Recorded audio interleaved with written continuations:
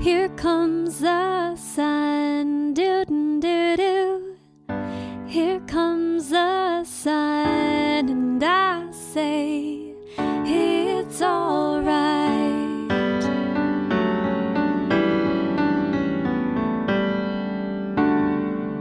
Hello, Fortitude audience. I am your host, Heather Kittleson, and I am here with my husband, Amos. Hello. And we also have Elena with us today, and she is out of the Minneapolis area. Funny story about Elena. I was at a local football game, and up on the big, huge, what do you call those things, like a Jumbotron? Was that what the big TV would be called? Yeah, I think so. Elena's beautiful story was shown at halftime. The Shriners were doing some sort of PR video, and Elena just happened to be the person that they were featuring. And I was sitting there with my son, and I said, I have to know her. I have to find her. I don't know how it's going to happen, but I'm going to find her. And I remember my son was like, you are a little bit of a psycho mom. And I was like, no, I'm not. Because I was drawn to you so much. Your story was just beautiful, and you could just, your spirit was shining through your eyes when you were talking on the big Jumbotron. So I went to extra lengths to track down a Shriner, and I asked him, because I couldn't remember what your last name was, and so I tracked you down, and I got your name, and then I kind of stalked you a little bit on social media to try to find out who you were, and we've connected, and we've talked on the phone multiple times. So I'm really excited that this day has come, that you are here and being featured on our podcast. So thank you for being here, Elena. Yeah, thanks, Heather, for having me. I'm super excited to be here and talk about my story. And obviously Shriners is going to be roped into it too. So I'm excited. Thank you. Well, I'm going to have you just jump right into it. Tell us a little bit about who you are. You can share your current situation, what you're doing, or you could just jump right into your story and why it is just so significant and why I feel like the world needs to hear it. Sure. Well, awesome. Yeah, I think it's probably best to just start from the beginning, just like the Shriners video. Okay. Where to start? I was born in Russia. My story begins in Russia. And I, soon after I was born, I was put in an orphanage, and I don't have a lot of background on why, but you can jump to conclusions. In Russia, I was born with a birth defect, and a lot of kids who are born with birth defects, physical differences or disabilities are often orphans. And I don't have the reason why, but I think that's kind of why. I don't know if my parents knew what to do, or I don't actually know much about my biological family at all. But anyway, I was born with a condition called longitudinal deficiency of the tibia. And that's where I was born with feet just twisted in, and one side with a shin bone or partial shin bone, and the other side with no shin bone. So obviously you can imagine that left my feet deformed, and I was unable to walk. And so from there, I was in an orphanage with a lot of other kids, able-bodied kids. And for 3 years of my life, I was in that orphanage in Russia. And then, crazy enough, two amazing people from Minnesota heard about me through an aunt of theirs. And just a little bit on those people, my parents, they both came to the conclusion, separate of one another, that they wanted to adopt somebody with special needs or a disability, or something like that. And I just, right there, I think that's miraculous, because separate of each other, I mean, they hadn't even talked about it. They knew that that's what they wanted to do. So right there, you can already tell God's in the picture working in this story. And so they heard about me, and before they even saw a picture of me, they said, we want her. We're going to go get her.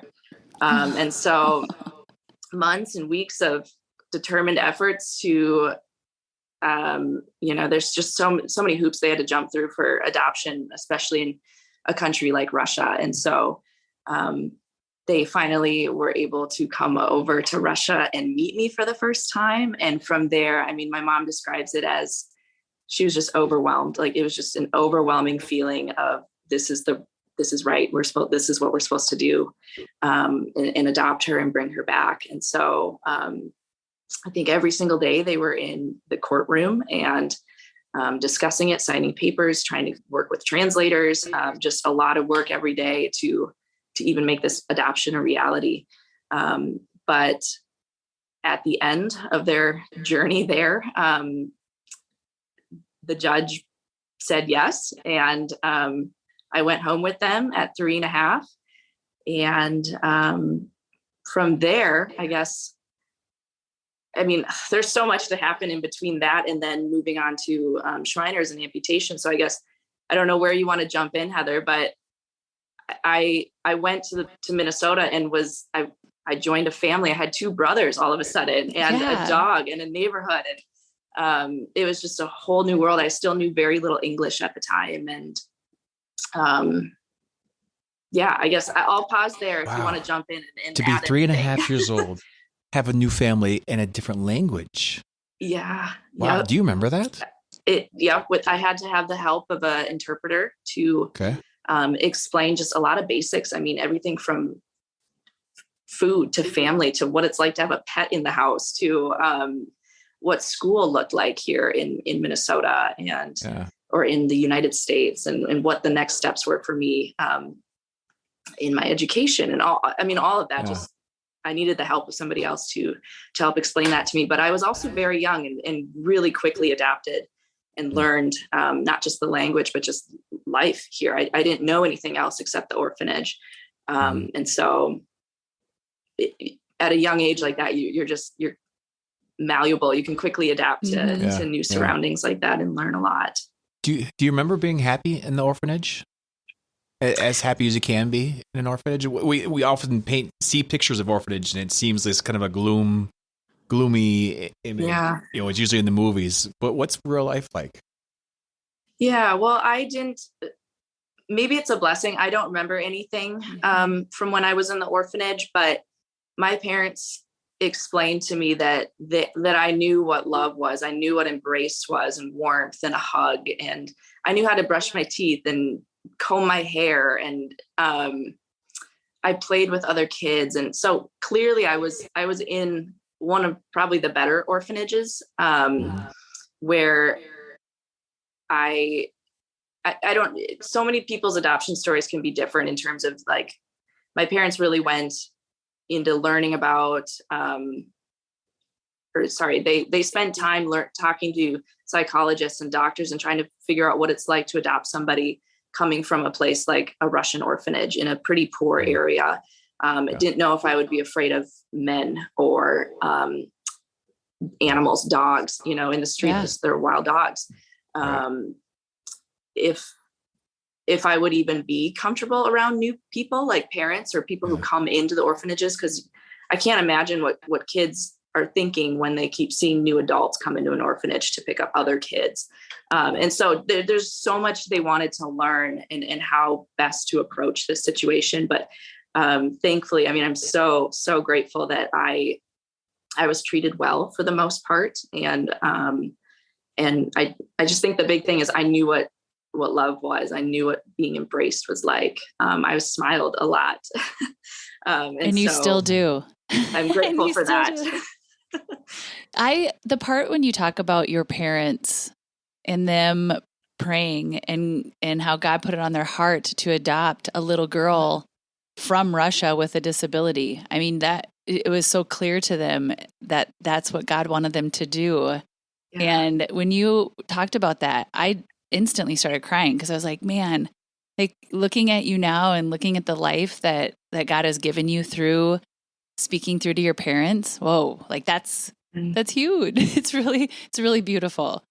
Absolutely. So, one day when I meet your parents, I can't wait to just hear their heart on how that all transpired because it's really beautiful. Yeah. Oh, absolutely. I wish they were sitting right here because I'm sure they have so much input on this. Yeah. Well, maybe a part 2 because we definitely need to speak to parents because adoption is a really big thing. And I think people are really scared to go through the adoption process because it is so cumbersome. It is expensive. There are a lot of hoops and a lot of legalities that you have to go through in order to just get this beautiful little child that you want to love, you know? You wouldn't think it would be so hard. The system, people shy away from the process, and those who just dig in and are determined, man, they bless their hearts that they do it. Mm-hmm. So, okay. So you're at, they come over and you see these two beautiful American people from Minnesota, arms wide open. They take you back. You're immersed into the culture. And all of a sudden, did the Shriners hear about your story, or someone told them about your story? Yeah, somebody told them about Shriners, actually. And so before I even came over to the States, they met with physicians, they met with surgeons, they toured the facility multiple times. Like, they just wanted to get very familiar with the place, because looming in my near future was going to have to be surgery. It was going to be amputation. And so, they decided on Shriners that was going to be the best spot for me to get those procedures and to go through rehab and just getting all that taken care of before I could ever even put a set of prosthetics on. So yes, they heard about Shriners through I don't actually know who, but through research and friends and family. So they prepared before, they had everything lined up with the Shriners and with the doctors and everybody before they even brought you back to the States, knowing that was the direction they were going to take it. Okay. So how much time transpired with you getting acclimated into your home and with your parents and stuff before then you went into the hospital and started the procedures? Yeah, I think it was just a few months, which I know my parents said that they were worried that with it only being a few months that I could lose trust, that I could get very scared. It already takes so much time to build trust with somebody new. I mean, I can't imagine. I've never adopted, but I've been on the other side of it. And for my parents' perspective, I'm sure they were just terrified that I would lose trust in them and be afraid of them if they're bringing me to this hospital, where people are analyzing me, and eventually I was going to have surgery, which is so invasive, and not just surgery, but amputation. Like they're taking, technically they're taking something from you. Exactly. It was definitely nerve-wracking for them.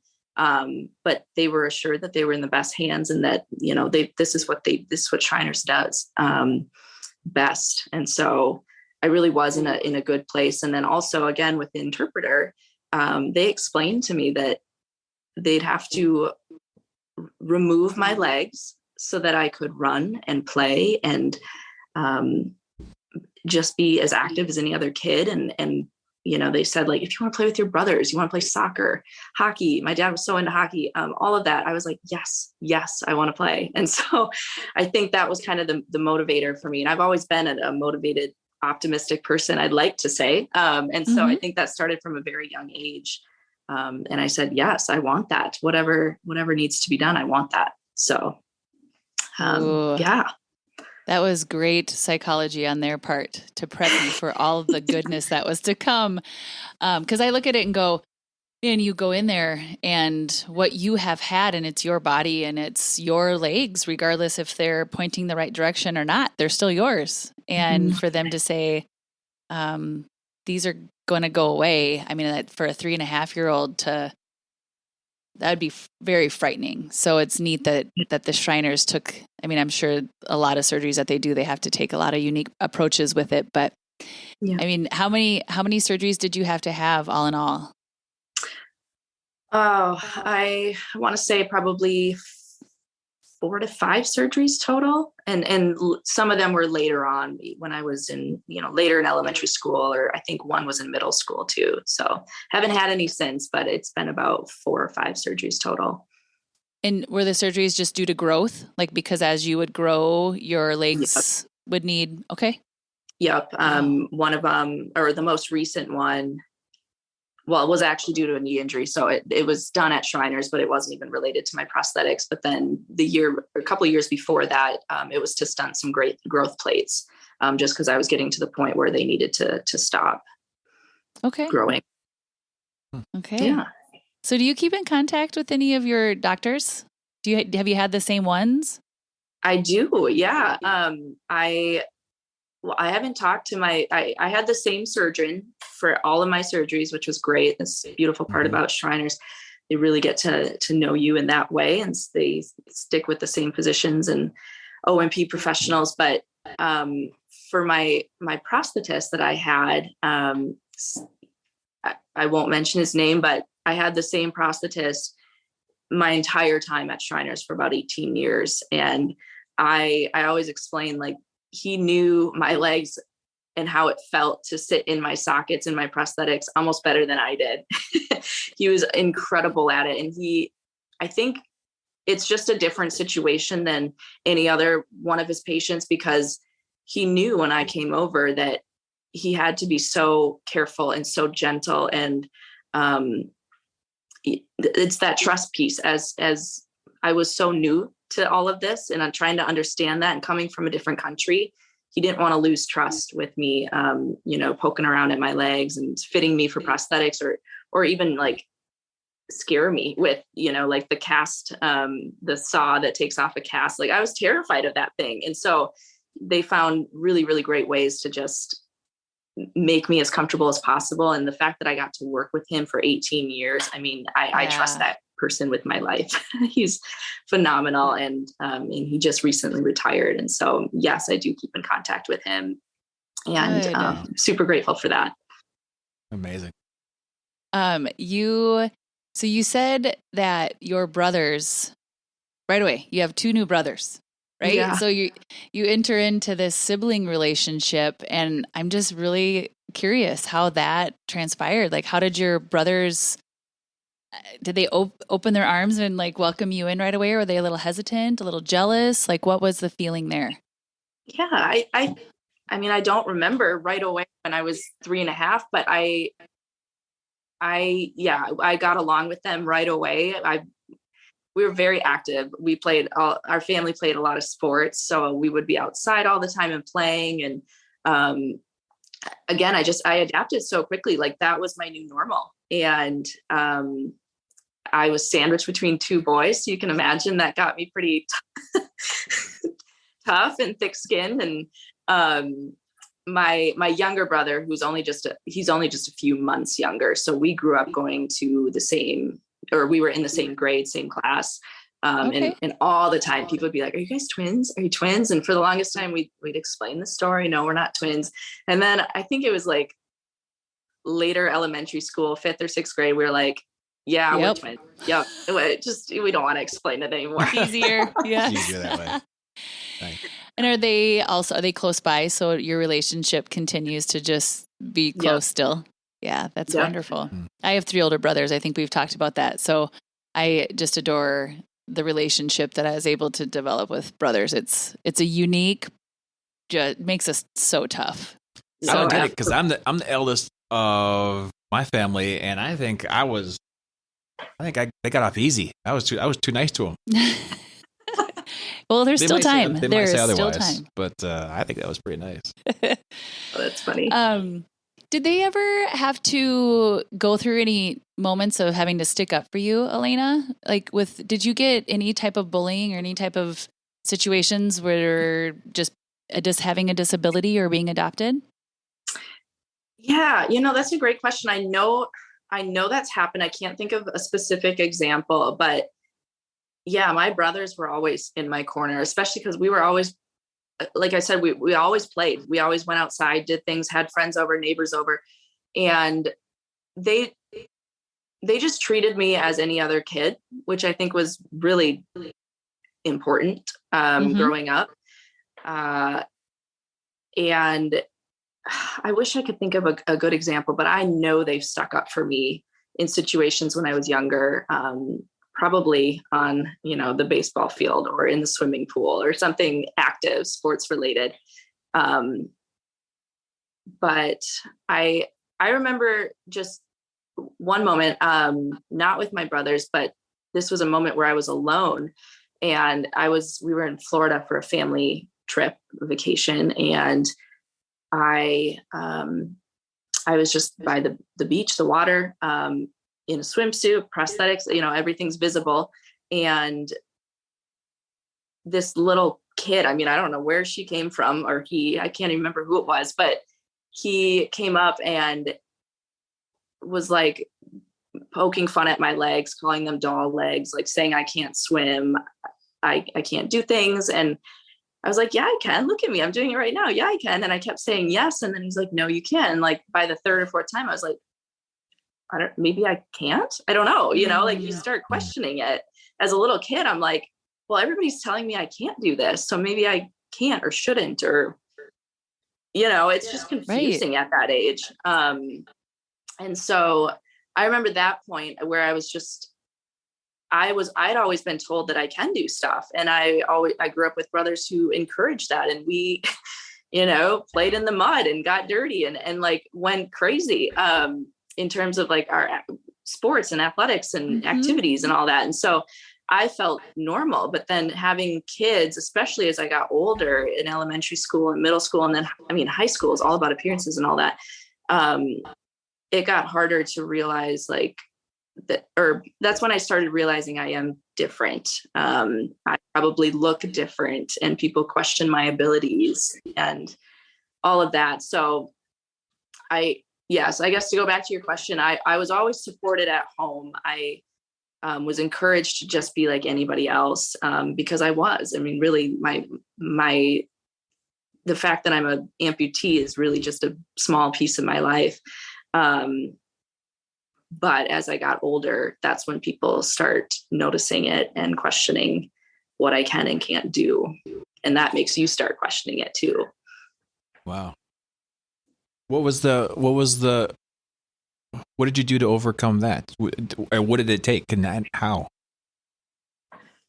I don't know. I don't know if there's a single answer for that, but over the years, it's just taken a lot of self-love and realizing my own abilities, and excelling in sports actually gave me, it was such a vehicle for confidence. And I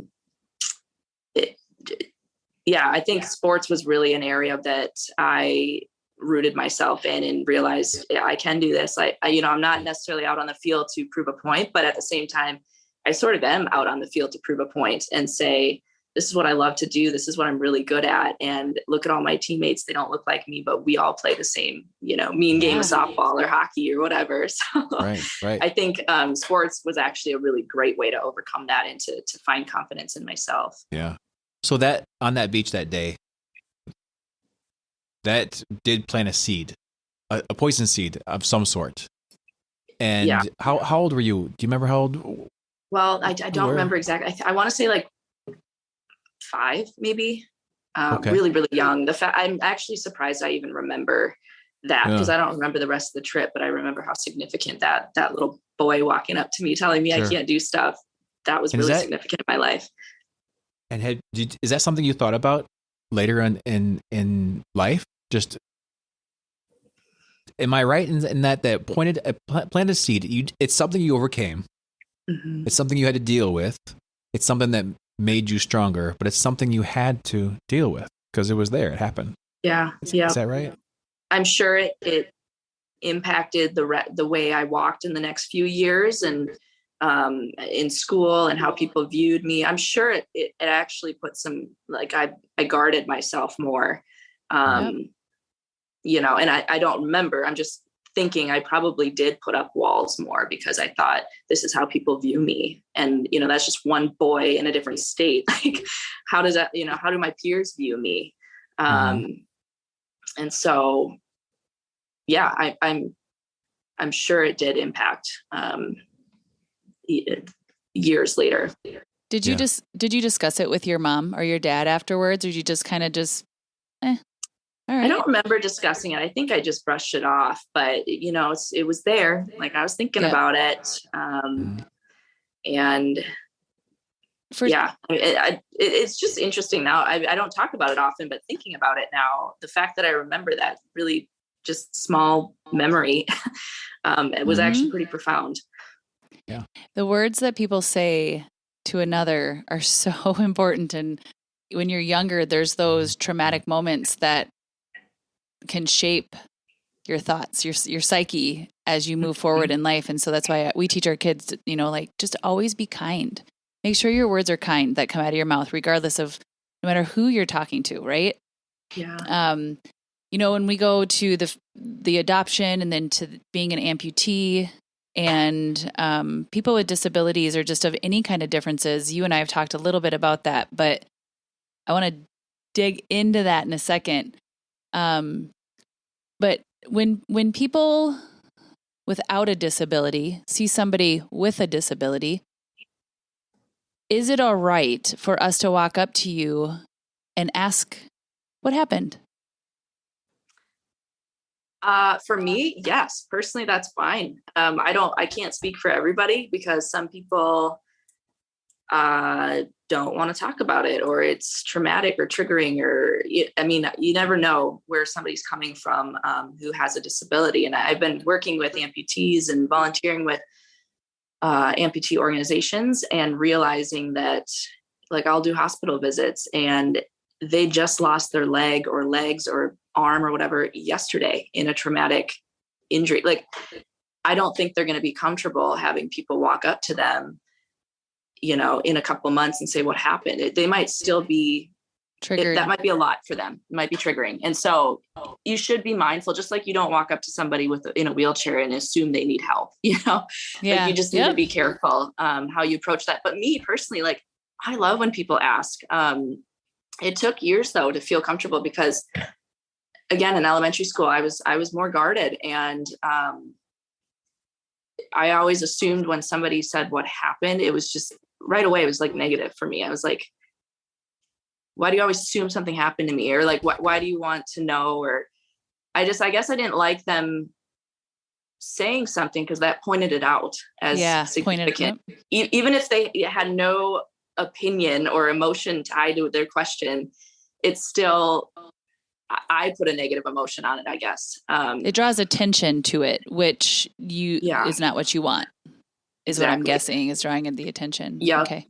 But now, now that I get to talk about it so openly, and something that I've learned over the years is just embracing it. Like, we all have stuff that makes us different or unique, whether it's visible or not, and so mine just happens to be very visible. And so if it does spark conversation, it's actually really exciting. And I get to tell people about my story, my background, and it weaves important things in my life, like family and faith and community and friends and sports. And like, it just oftentimes brings up so much more than just the fact that I'm an amputee. And so I love talking about it. And I like when people say, what happened, or I guess what happened is a kind of a more negative way of saying, tell me about your story, or, yes. I noticed you're an amputee, or you wear prosthetics. Can you tell me more? Like, I'd rather have people ask it that way, I guess. But either way, however it comes out, I'm happy to share.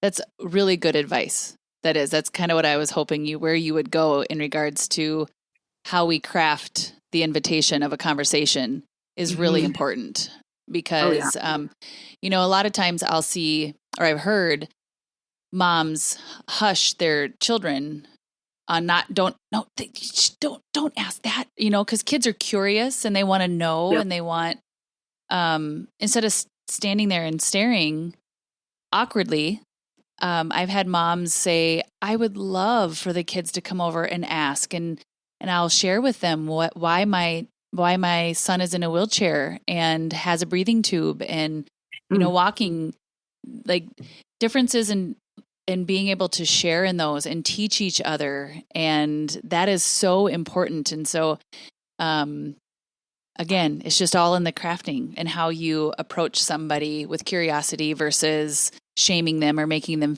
feel like they're different. It's more of a, like you said, tell me your story. Let's, exactly. And kids, like to be able to start that at a young age, that's so important, because you can see the negative effect it had on me with that little boy in Florida who said that to me. I saw it in such a negative way when he said those things. But if I was approached with more kindness and love and, asking like, what happened, or what does this mean? What is this? I think I would have like celebrated it more and been excited to talk about it and lift it up. Yeah. So I think we should do that with, I think all kids should do that. Yeah. There's even in no visible disability like myself, right? I don't show a disability, but I have a disease. And, it's like asking the questions, being able to openly have that the discussion of all of our differences and where we come from, what we suffer with, there's a lot of underlining things that I think if we were just more open about and having open conversations, because a lot of what Amos and I have talked about in a marriage, a lot of stuff is swept under the rug. Kind of like the mom saying to the little kid, don't ask that. Don't ask that. It's making it taboo. It's making it unapproachable. It's now forever, this little kid is going to be like, oh, I see something, but I can't ask, or I can't be curious.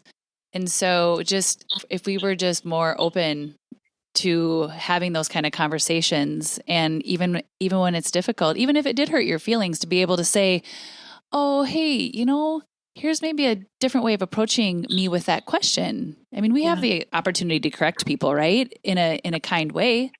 So that's kind of why we started the podcast in a big picture is let's have these tough conversations, because they're beautiful, right? Like we're all so beautiful in all of our own individual ways. So, so enough of me blabbing. I could go on and on and on about that. So, you did mention your faith, which when we connected for the first time on the phone, Elena, you and I was on my way to Woodstock to speak to the women at the treatment center.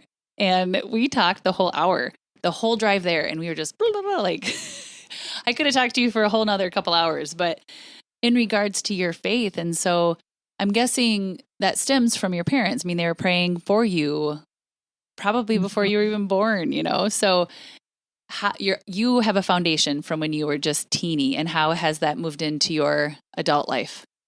Yeah, faith is a journey. It doesn't just happen overnight, but moving to Minnesota, I entered into a home where Christ was at the center of it. Like my family, they are the strongest Christians I know, the greatest example, my parents, especially within a marriage,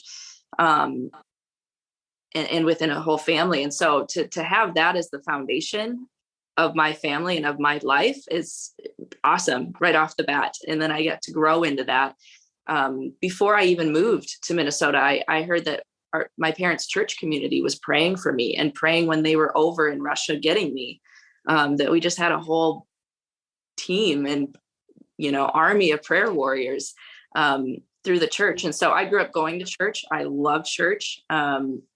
Got very involved with youth group and missions trips, and developed some of my best friends from church. And yeah, it was just such a positive place for me to be. And it's where I heard the gospel, and where I, asked Jesus to be a part of my life, and where I, it's just where a lot of transition happened in my life. And so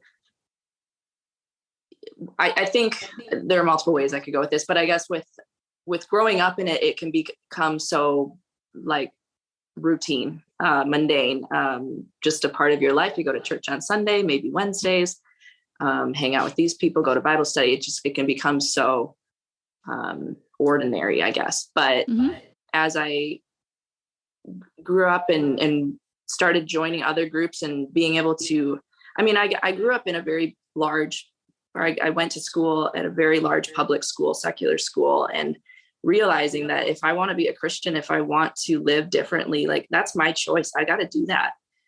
Because I think everyone around me is not necessarily exemplifying that. And so it's just something I started learning. I got baptized when I was a senior before I went off to college, because I really I just felt like that was a great time to do it. And I was so excited at that point to proclaim my faith in that way and go out. And once you're in college, I mean, there's nobody holding your hand. Like you need to make the choice to, if you're going to be a believer and a Christian and a Christ follower in college, like you need to do that. It's your choice. Exactly. And so a lot of opportunities to not live that out in college. Oh, absolutely. A lot of temptations and a lot of choices. Do you think your journey could have been a lot different, Elena, with all the obstacles that you have gone through, not having Christ, going through those, the difference, right? The difference in not, like, have you ever thought that through? Oh yeah, lots of times in so many different ways too. It's like being a Christian gives me so much hope and such a beautiful eternal perspective that if I didn't have that, I honestly think I would be like, why is this my life? Why me? Why, I think I would just have a much more bitter perspective on life and my circumstance, and not see the beauty in it. Maybe I would, I have no idea, but I just think I would have a much less, I wouldn't have as much joy in my circumstance and be able to hopefully bring other people to Christ. Like that is my goal. I want to live for Christ every single day. And if sharing my story allows me to do that, awesome. If I didn't have that in my life, well, I don't know what I would, kind of what the objective of sharing my story would be. Hopefully it would inspire people in other ways, but I ultimately want that to be a way to talk about my faith, introduce that to people, stir something in their heart. And so, I just think I wouldn't be as empathetic or loving or joyful or optimistic. Just all of these things, if that didn't start kind of at the heart of my life in the very beginning of my story. Yeah. I love that. I some of the most on fire people I know for Christ are the ones who have a clear contrast, where they didn't grow up with Christ in their family. They found Christ and they go, oh my gosh, this is the best thing ever. And they're on fire. They know, they have the difference. And then there's people like you and me and Heather who has always been a part of our lives. And sometimes you fall off the wagon like I did for a while, but you never really forget. And I'm always inspired by people who have lived it their entire life. Mm-hmm. I think it's rare that you see someone live that their entire life and maintain that fire for Christ when they never have not known. It's because it's easy to fall into temptations, and we all do. We live in a fallen world. We're all human, right? But to maintain that throughout life, I think is a wonderful story. It's a wonderful, inspiring thing to hear. Yeah. Yeah. Well, thank you. And I think also it's like I said, it's a journey. Like that's how it started, but I've grown so much and I'm still growing. There's no end point. I'm not going to like reach peak Christianity or something. Right. Peak Christianity. I've arrived. I'm at the peak. I've arrived. I'm there. It's like, we're always growing and maturing in our faith. Yeah, we are. I've seen that in my life over the years, especially when it's like, I am on my own. Nobody's holding me or holding my hand and walking me in my faith anymore. Like it is my choice every day. Every day I would drive to work and be like, God, just use me today somehow, whatever it is, just use me. I hope I'm glorifying you in everything I do. And so it's like, I could choose not to pray that every day, and I could do my life so differently. I could surround myself with people who aren't inspiring that in me and filling me up with, or filling me up in my faith. But I make a choice to do that because it's important to me and it's growing me closer to God. And hopefully I'm being a better, witness for Christ and example in this world. Since the first moment we started talking, I was like, and how old are you? I was like, what? what?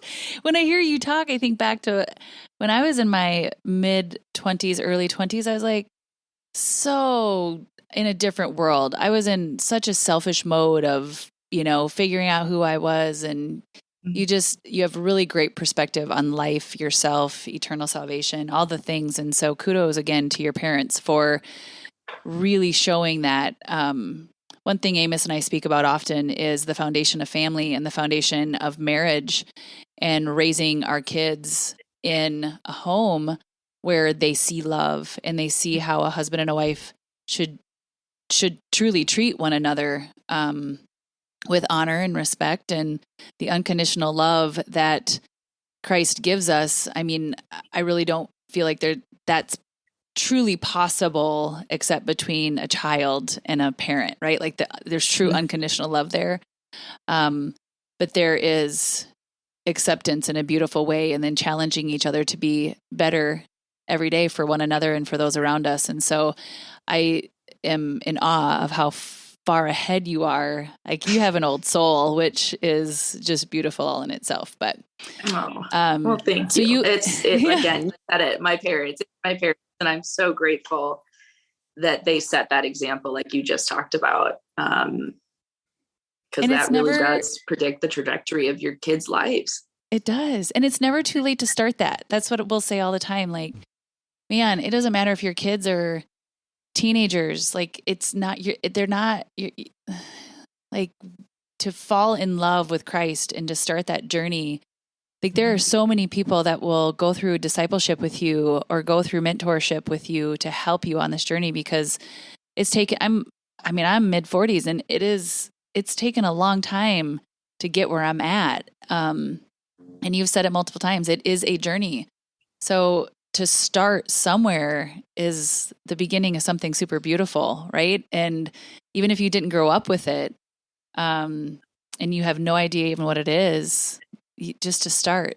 I mean, reaching out to us here on the podcast is a great place to start because, but I'm curious what, it sounds like your parents were really intentional, across the board. What do you remember the most about what your parents did and things that they were intentional?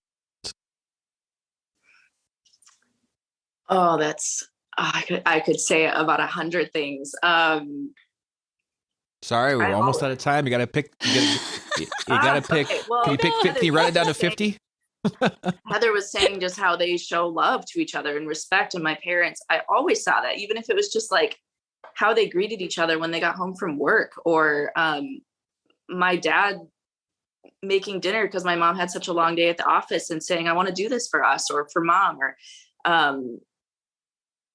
the way their posture, just the way they carried themselves, even in public or at church or at home, and how they always invited people into the house. And I just felt so much warmth in our home.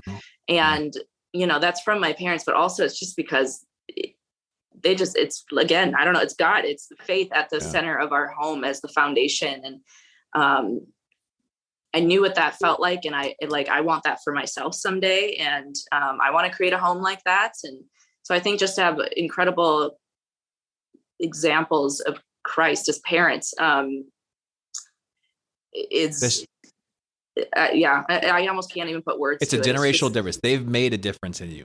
And you're going to carry that into your next marriage, which not next, first. Her first marriage. Right, in your first marriage. She's never had one yet. And and the good thing, the good and the bittersweet about this is that it narrows down the list of candidates for you, doesn't it? Because you have a bar. And unfortunately, I think in this culture, that bar is getting lowered and lower all the time as families split and people don't grow up with these values, and that's their expectation of what marriage is very different. Do you ever think about that? And are you intentional as you're meeting people? Yeah, that's extremely important to me. And I think it does make like dating harder and relationships harder, because I hate saying it, but I have standards, and I don't hate to say that, girl. Right. Be proud. You have standards because you earned them. Yes. Those generationally changing standards. True. Yeah. And I feel like it's just harder in our world today, with what we see in movies and on shows and what we read in books and what we just see as relationships in social media. All of that is becoming the new norm. And it's not what I want. And it's hard to navigate that when that's just not what most people think is normal. I mean, what my parents have. I mean, I was just talking to this with somebody when somebody says, congrats on 30, 40 years of marriage, we like celebrate and think it's just crazy and are in shock. And I'm like, why is that not normal? Like, that's awesome that you guys are together, but why, why is that such a shocker? That's like a new thing. And so, I mean, I want that someday, but I just think it's so interesting the way we approach marriage today and relationships and how they're not expected to last. And, people have 3-4 husbands or wives down the road. And I'm like, I don't want that. I really don't want that. Elena, I heard the other day and I had a conversation with someone that, the Cinderella story is, like these little girls see this and then they're told that, well, don't get your heart set on that. That's just Disney and that's just fairy tale and blah, blah, blah. Mm-hmm. It's like, it actually is what they should be seeking. They should be seeking a Cinderella story, because if they do, then they're not going to settle for what the world is offering. They are like, no, I want my prince. And it was Kim. It was in our previous podcast. Kim was like, we should set our girls up for this because their prince is out there and that's what they should desire. Because it is possible. I have my prince right here, and I unfortunately it's possible. I'll just put that in the record. I am far from perfect. None of us are. Yeah, same. Yep. Soulmate. When you search for your soulmate and you are intentional in your marriage and you're intentional in your growth, your emotional intelligence and your growth, and it's powerful. It's really powerful. Emotional IQ. So, one thing I want to end us on, Elena, is you mentioned celebrating people's differences. When we talked about that the other day. And so as you continue on in your journey as Elena and your mission to make the world a better place, which you are every single day, what does that look like, celebrating each other's differences? Yeah, it took me years just to embrace my difference. But once I finally did and just let go and just like loved it about me, and it opened up opportunities to speak to people and meet new people and just all the things that it brought, I felt so liberated and just, it was a beautiful feeling. And so for me to realize that like uplifting and celebrating and embracing those differences is what makes us so cool as humans. I mean, that's just exciting to me. It fires me up. And so, you hear it a lot. It's pretty cliche to say embrace differences, but it's like, seriously, like notice that in people and love it. And, you don't have to tiptoe around things like disabilities and whatever, because it's just a part of your life. And honestly, when you're vulnerable about it and you share it, I think you attract more people in your life. It is an attractive thing. And so, I hope that brings more people into my life and that I get to meet more people and experience really neat opportunities, people with maybe a similar diagnosis that I would have never met if I hadn't been open to sharing my story. So I think, I guess if I can say it again, embrace differences and love diversity because we are really all so different, whether it's visible or not. So well said. Well, we're going to continue to celebrate each other's differences for many, many years, because I am never going to let you out of my life ever, if that's okay. All right. Well, I think that we can wrap it up. So thank you for allowing our audience, the Fortitude audience, into your life and for sharing your story. Elena, it means the world to us. It's been an honor. Yeah. Thank you, Heather Amos, for having me on Fortitude.